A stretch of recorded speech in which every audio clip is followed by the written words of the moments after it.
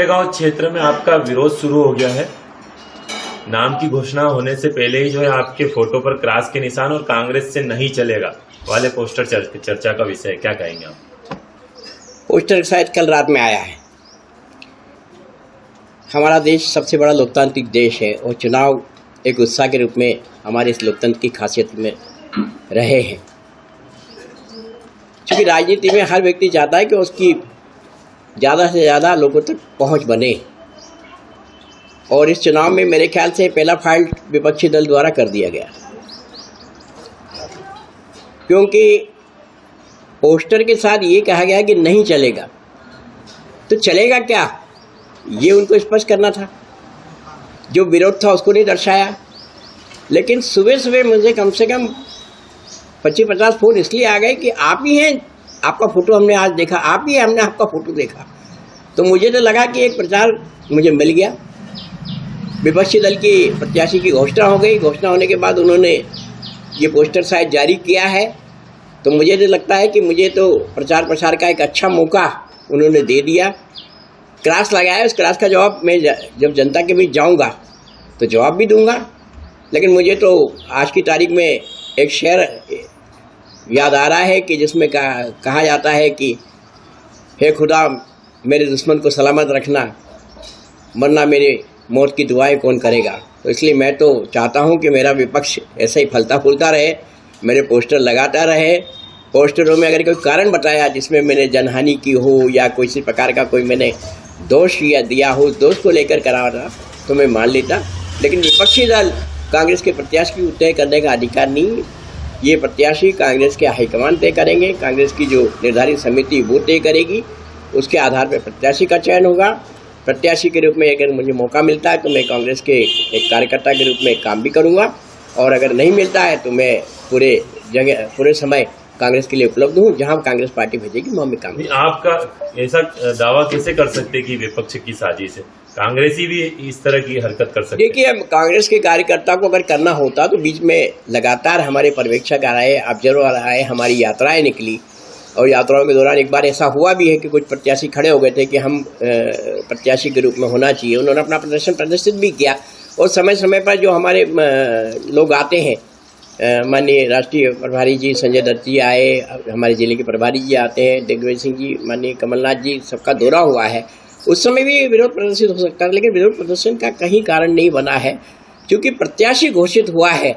और प्रत्याशी घोषित होने के बाद कहीं जो एक उन्हें लगता है कि मेरे आने के बाद हो सकता है कि किसी प्रकार की कोई कठिनाई हो, तो मुझे तो लगता है कि इस पोस्टर से मेरे कांग्रेस में रैंक बढ़े हैं, नंबर बढ़े हैं, और मुझे लगता है कि कांग्रेस अपना प्रत्याशी मुझे बना के भेज सकती है। लेकिन भैया इसका ये भी तो हो सकता है नुकसान आपको कि अब पार्टी संगठन आपके नाम पर विचार करने को मजबूर हो जाएगा, आपका विरोध नहीं। देखिए, कांग्रेस में जो एक निर्धारित वो है, उस प्रक्रिया से लगभग कांग्रेस गुजर चुकी है।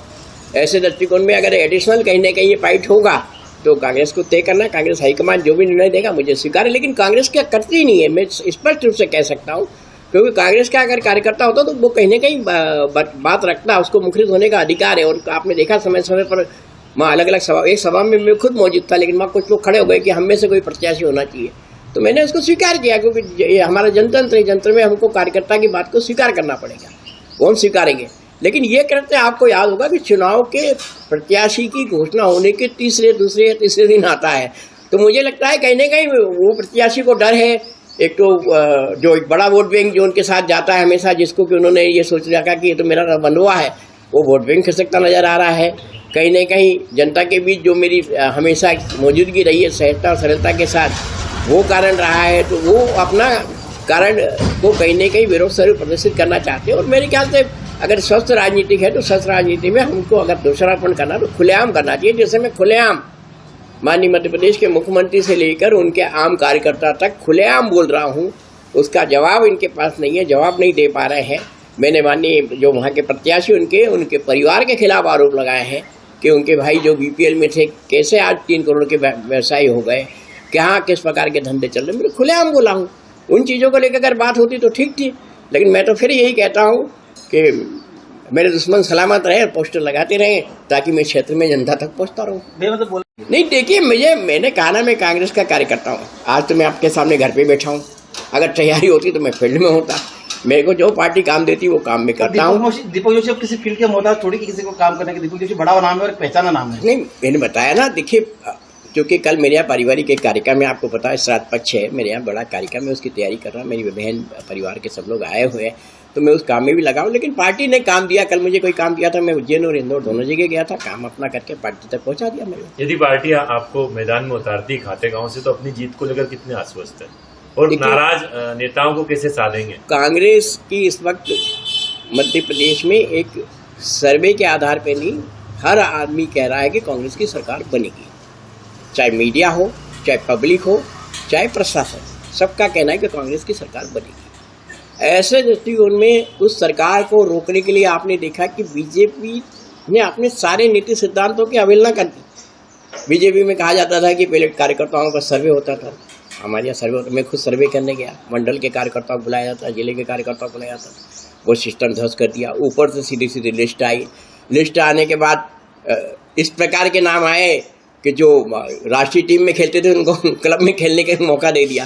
तो ऐसे दृष्टिकोण में मैं तो कह सकता हूँ कि आज कहीं न कहीं जो एक भागादौड़ी का माहौल है वो कांग्रेस में नहीं, बीजेपी। कांग्रेस अपनी नीति निर्धारण के अनुसार काम कर रही, लगातार बैठ के चल रही है, मंथन चल रहा है। आपने खुद ने देखा कि स्क्रीनिंग कमेटी की बैठ के दिल्ली में 2-2, 3-3 बार हुई, मध्य प्रदेश में सर्वे हुआ है, उस सर्वे में कहीं ये बात देखने को नहीं मिली।